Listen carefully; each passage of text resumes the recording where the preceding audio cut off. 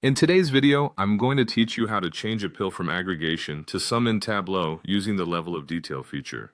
This process might seem a bit complex at first glance, but don't worry. I'm here to guide you through each step, ensuring you get a thorough understanding by the end of this tutorial.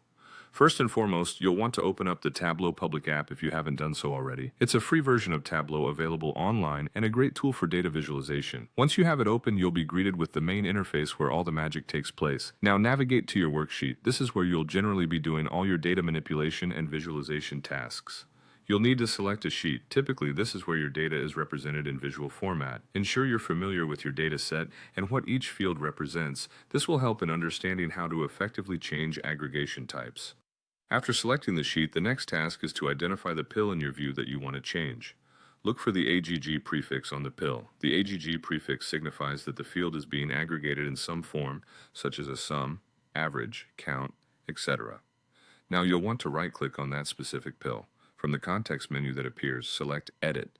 This will open options where you can adjust how the data is aggregated.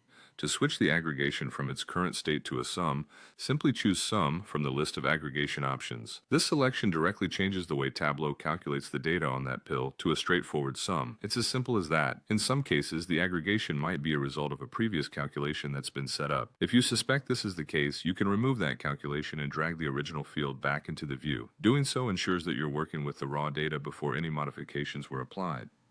Additionally, if you're looking for more flexibility or need to perform more complex calculations, consider using a calculated field.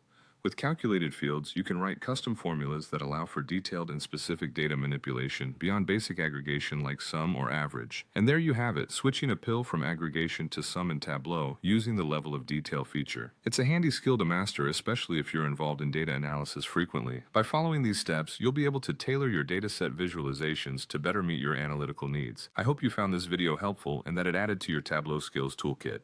Happy visualizing!